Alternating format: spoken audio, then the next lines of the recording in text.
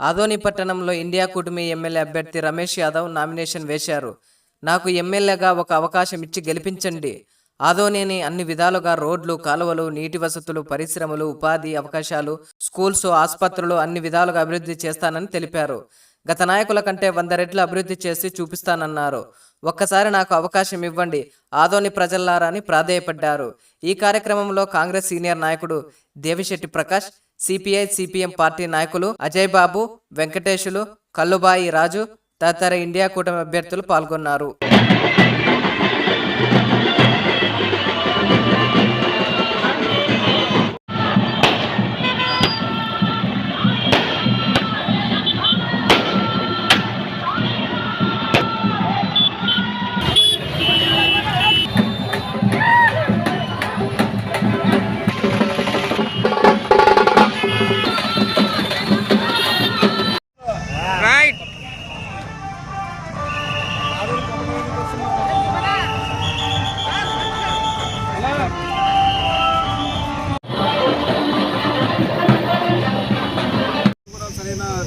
తీసుకురాలేక ఒక అద్భుతము చూపిస్తారు కానీ ఒక 20 ఏళ్ళు 30 ఏళ్ళు ఎన్నికలు చేసే విధంగా ఉంది బీజేపీ పార్టీ. ఈ బీజేపీ పార్టీకి ఇక్కడ వైసీపీ పార్టీకి త్వరలో బుద్ధి చెప్పడానికి రేపు 11వ తేదీ జరగబోయే ఎలక్షనే దాని నిదర్శనమని నేను భావిస్తున్నాను.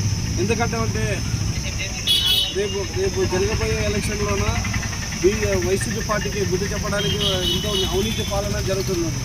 ఎంత అవినీతి పాలన జరుగుతుందంటే అంత జరుగుతుంది. ఎందుకంటే ఉదాహరణ, ఒక తల్లికి ఒక చెల్లికి సొంత తల్లి వాళ్ళకి న్యాయం చేయలేకున్న వ్యక్తి రేపు ప్రజలకు ఆదరణ ప్రజలకు ఏం చేస్తారని నేను భావిస్తున్నాను.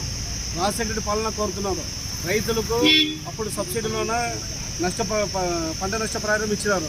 మళ్ళీ ఈరోజు అప్పుడు ఇచ్చిన వారు రాజశేఖర ఇచ్చిన హయాంలో తప్ప ఇప్పటివరకు ఎవరికైనా రైతులకు అందిందా? ఏ చంద్రబాబు టీడీపీ ప్రభుత్వం అందలేదు, ఇప్పుడు వైసీపీ ప్రభుత్వం అందలేదు. దానికి అది గుర్తించుకొని రైతు సోదరుల ప్రజలు అందరూ రైతులు గుర్తించుకోవాలి. ఎందుకంటే రైతు బాగుంటే వ్యవస్థ బాగుంటుంది, ప్రపంచం బాగుంటుంది అనమాట. అదే ఇంకొక విషయం చెప్పాలంటే, ఆదోని వీళ్ళు పాలించే నాయకులు ఆదోని చాలా వెనుకబడే విధంగా చేస్తున్నారు. దీని మీద నేను ప్రజలకు స్పష్టంగా వివరించడానికి నేను వెళుతున్నాను. వెళ్ళిన తర్వాత వాళ్ళకు కాంగ్రెస్ చేసే పథకాల గురించి ఇవన్నీ నేను వివరించి చెప్తాను. ఎందుకంటే కాంగ్రెస్ ఇచ్చిన హామీలు ఏమంటారంటే, రైతుకు పంట నష్టపరిహారానికి 2 లక్షలు, తర్వాత మనకు రైతు భరోసాకి 50% సబ్సిడీ, తర్వాత ప్రత్యేక హోదా, తర్వాత యూజీ నుంచి ఎల్కేజీ నుంచి పీజీ వరకు ఉంది. తర్వాత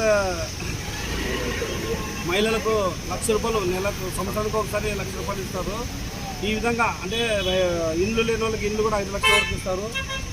ఇటువంటివి ఎన్నో పథకాలు తీసుకొస్తున్నారు. నేను కూడా నా సొంతంగా ఈ గవర్నమెంట్ ఇచ్చే అంటే కేంద్ర ప్రభుత్వము ఏర్పడినట్టు ప్రత్యేక హోదా వస్తుంది. ఈ ప్రభుత్వం ఇచ్చే పథకాలు నేను ఆదోనికి ఖచ్చితంగా ఒక 3 అనుకున్నాను. ఒకటి సాగునీరు, తాగునీరు. ఆదోనికి ఎప్పుడు సంవత్సరంలో 3 పంటలు తెచ్చుకునే విధంగా చేస్తాను. తర్వాత పరిశ్రమలు, ఉపాధి లేక వలసలు వెళ్తున్నారు. అటువంటి వరకు పరిశ్రమలు తెచ్చి వాళ్ళకి ఉపాధి కల్పించి ఏర్పాటు చేయాలని నేను అనుకుంటున్నాను. తర్వాత మరియు ఆదోని చాలా రోడ్లు చాలా ఇరుకుంటున్నాయి. ఈ రోడ్లు విస్తరణ, ఈ రోడ్లు డెవలప్మెంట్, ఈ ఎక్కడైనా పోవాలంటే డస్ట్ చాలా ఉంది. మనిషి ఆరోగ్యాలు కూడా పాడైపోతున్నాయి. ఇది శుభ్రతంగా అంటే ఆ రోడ్డు డివైడ్ చేయడంలో కూడా నేను ముందు చర్య తీసుకుంటానని ముఖ్యంగా హామీస్తున్నాను. ఎందుకంటే మనకు ఈ ఆదరణ చేసి ఆటోమేటిక్గా డెవలప్ చేసినంత విధంగా ఉంటుందని నేను భావిస్తాను. నా పేరు రమేష్ యాదవ్. నేను రేపు జరగబోయే ఎలక్షన్లకు కాంగ్రెస్ పార్టీ తరఫున హస్తం గుర్తుకే మన ఓటు వేసి గెలిపించాలని ప్రార్థిస్తాను. ఎందుకంటే ఆదోని ఒకటి ఉంటుంది, ఎమ్మెల్యే ఒకటి, ఎంపీ ఒకటి ఉంటుందని ఇవి గుర్తించుకొని ప్రజలు ఓటేయాలని మనస్ఫూర్తిగా కోరుతున్నాను. నా పేరు రమేష్ యాదవ్. సార్ దీనికి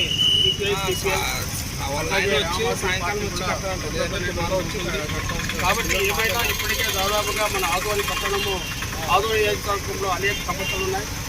ఈరోజు పరిశ్రమల సమస్య చాలా అధ్వానంగా ఉండేటువంటి పరిస్థితి ఉంది. ఉన్న పరిశ్రమలు కూడా పోవడం జరిగింది. రెండవది ఉపాధి లేదు. మూడవది మరి ఈరోజు దాదాపుగా ఆదోని పట్టణంలో అభివృద్ధి మాత్రం ఏమాత్రం కూడా లేదు. కాబట్టి అభివృద్ధి అనేటువంటిది కంపల్సరీగా ఉండాల్సినటువంటి అవసరం ఉంది. ఈరోజు వైసీపీ వాళ్ళు ఇప్పటికే దాదాపు 3 సార్లు కూడా ఎమ్మెల్యేగా గెలవడం జరిగింది. మరి అభివృద్ధి అయితే ఏమీ లేదు. కాబట్టి అభివృద్ధిని అనేటువంటిది ఎన్నికల సందర్భంగా మాత్రమే అభివృద్ధి